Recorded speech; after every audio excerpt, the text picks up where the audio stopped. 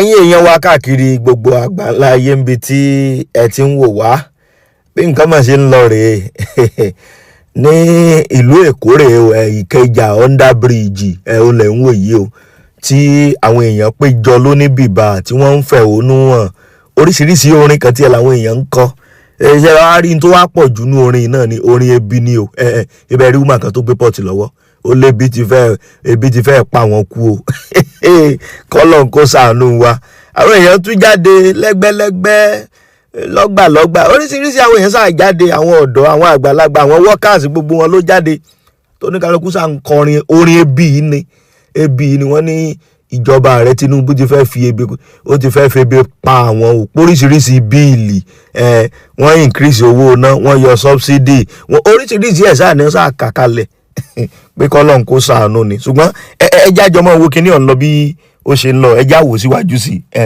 protest ní ìlú Èkó rè bó ṣe ń lọ rè pàápàá jùlọ nílùú Ìkẹjà àwọn ọlọ́pàá náà wọ́n péjọ bìbá bẹ́ẹ̀ ṣùgbọ́n eléyìí ò ní káwọn èèyàn mọ́ kọrin o kí wọ́n sì mọ́ sọ ẹ̀dùn ọkàn wọn ó rèé o ẹ̀yin èèyàn wa ẹ ṣí àpẹ láwọn ẹlòmíín náà o kí àjọ wo bí gbogbo nǹkan bó ṣe ń lọ.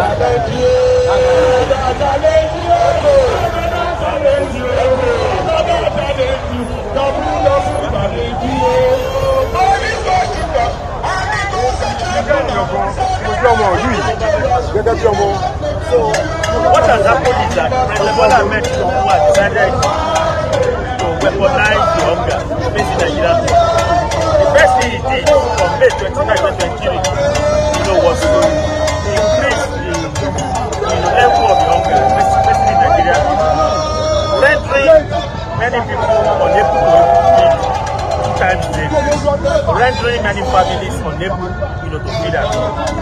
And then 2 years after, what he's doing to this is to then weaponize that poverty. Many of the people who have been mobilized by headsmen, some of whom that we know, with a measly amount of 20,000 naira, and then with face cap and t-shirts, they come and demonstrate and celebrate democracy and President Tinubu come and deny that they are hungry and they are strategy. That is what President has done recently. But we continue to watch those people, and we are urging them to try and wake up from their slumber. Under 3,000 naira, that 1,500. When they get back home, they are going to realize that it's not solved any of their problems. None of us were on this side. Not as if we are not also hungry. But we have decided to keep our women dignity even while we are hungry. And we have decided to take the path of struggle in order to fight for a Nigeria that works for us. We are urging them to also join us. This is the only way we can end the hunger in Nigeria. By all of us coming together to fight our oppressors.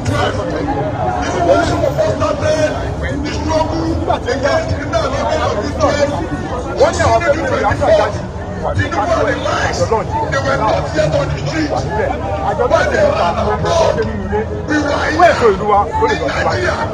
Tí sàkóso tó ń tún àyè tí wọ́n sá ìwé ìlú ìlú mo ní àwọn ìlú tó ń bọ̀ nípa ọ̀dọ̀ ní sábà ọmọ sẹ́ríkà nínú àwọn ìlú tó ń bọ̀ We don't want hunger, suffering, hardship. Insecurity of life and poverty. That is why we are on this street. We know you. We know you. We know the people behind it. The police are here. We are alive. Peaceful protesters. What we have is our bikers. What we have is our leaflets. Let me know that it will know. That is the system that are clearing, attacking us. It that means there's a problem between the protest and the so-called police that are trying to protect us. And we can continue. We should be conscious of the not passing behind us. You know that some of them, they were in one jersey. And now, they have tried one thing. They have tried to efficient our lives. And they will not push us away from the street.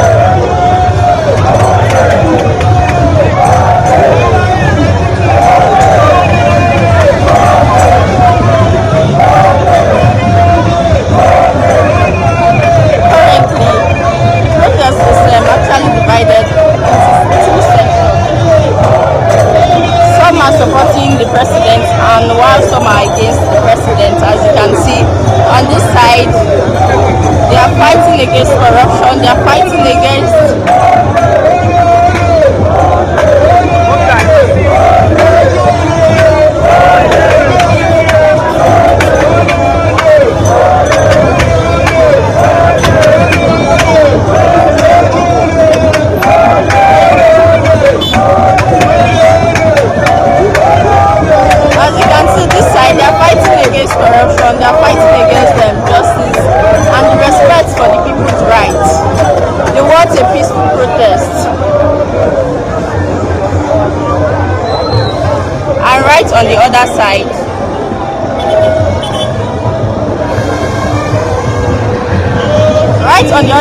here, the people with the white and the green uniform, they are here praising the president.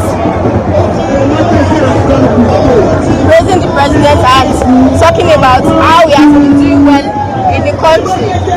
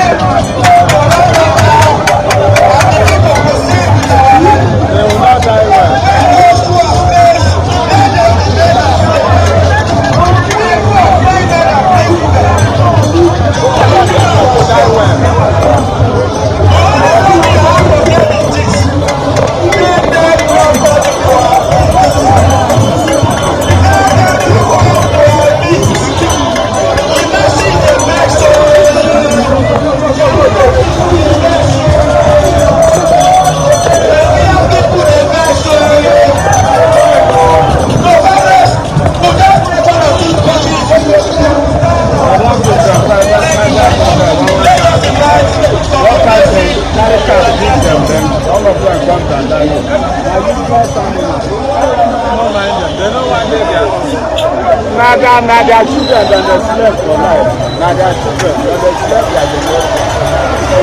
They go collect all the money they go collect today now.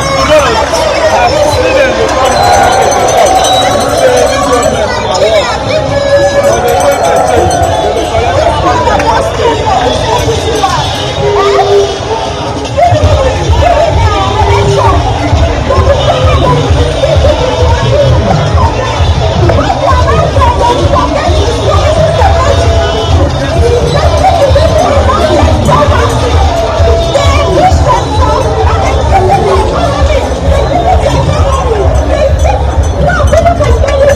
This is a message to all of us.